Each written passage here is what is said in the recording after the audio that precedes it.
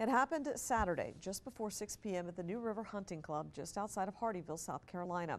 The Jasper County Coroner's Office confirms that Stuart Sly, a sophomore at Savannah Country Day, was killed in a one-vehicle accident when the Toyota truck he was driving rolled over.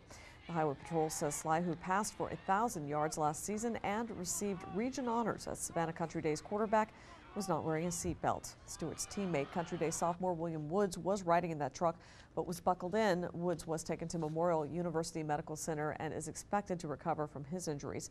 There is an ongoing investigation into the cause of that crash. Well, as you might imagine, Sly's death has the entire Savannah Country Day community reeling and wondering how to move forward from this tragedy.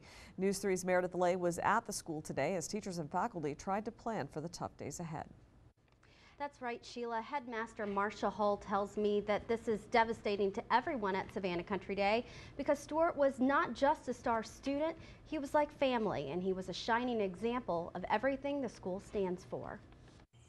He's one of those kids that showed such resilience that you couldn't help but think, you know, there's somebody who is a terrific son, a terrific friend, a great student. And she says the school won't be the same without him. At just 16, Stuart was the school's star quarterback, but it was his leadership off the field that made him a favorite among his classmates. And people respected him and liked him. He had a great sense of humor. He had a way of accepting the small setbacks that might come by just kind of grinning and saying, well, okay then, and he'd go on. Stuart has been a student at Country Day since he was small, making the loss that much more difficult. His classmates and he have been together for years and years.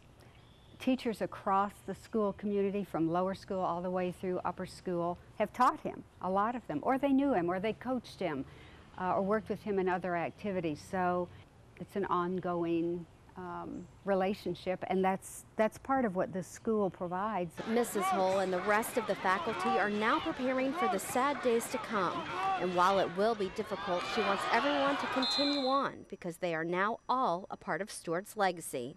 An important thing for all of us to remember is how much Stuart loved life, and the rest of us need to go forward and love life just as much, celebrate it, be the best people we can be as our own memorial to who he was. Now I'm told that the middle and high school teachers will be in tomorrow for counseling and a plan for students to return.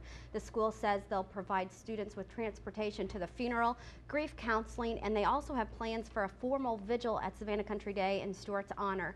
We'll of course keep you updated with all of the dates of those events when it becomes available. For News 3, I'm Meredith Lay.